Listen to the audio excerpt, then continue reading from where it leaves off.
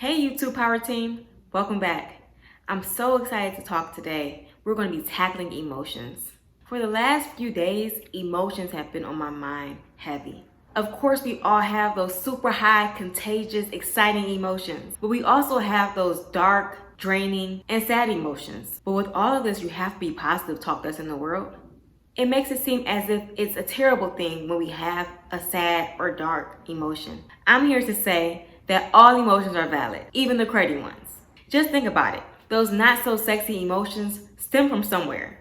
They could come from a traumatic experience you had as a child or even in your adulthood. Regardless of where those feelings come from, they're yours and they're valid. Today we're going to be talking about how to validate those emotions, the good, the bad, the ugly.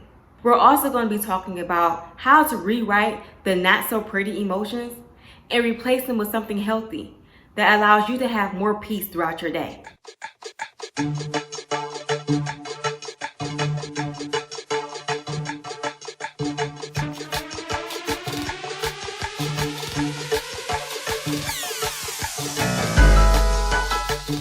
I remember being in a situation where all I wanted to do is to be heard.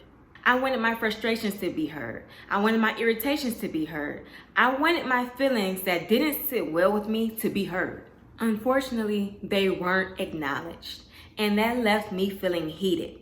I felt heated because I felt, number one, that I was unimportant. And number two, I felt as if I was overreacting because my point and my emotions weren't being validated. And I know there's a lot of people out there who have also had their thoughts and feelings be belittled or not validated. By belittling your own emotions, you're pretty much making it seem as if your emotions and your experiences don't matter.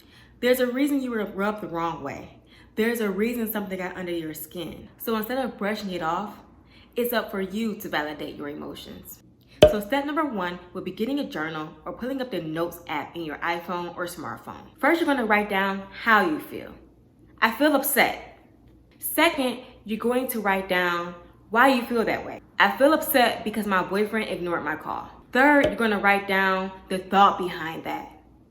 I'm upset because my boyfriend ignored my call. And when someone ignores my call, I feel like a burden.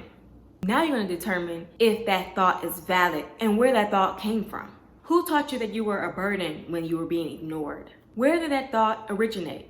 That's going to take some soul searching, but you really have to come up with the answer. Once you determine where this thought comes from, you'll be able to move on to the next step, which is forgiving. Well, I felt like a burden when my father ignored me because every time he said that he needed some space, it made me feel as if he didn't want to be around me. It made me feel as if he hated that he had responsibilities. It made me feel bad about myself. Now you've uncovered the roots of that thought. In order for you to replace that emotion with a healthy emotion, you have to forgive. You have to forgive yourself, and you have to forgive your father. Dad, I forgive you for making me feel like a burden. I know you didn't mean to. You had a long day at work, and you just wanted to relax. Self, I forgive you for taking things personal. I forgive you for not seeing your father as an individual, but instead a role or an expectation of what a father's supposed to do. Forgiving yourself and your father or whomever made you feel this way is going to lift a lot of weight off your heart. Next, you have to replace it with a great thought.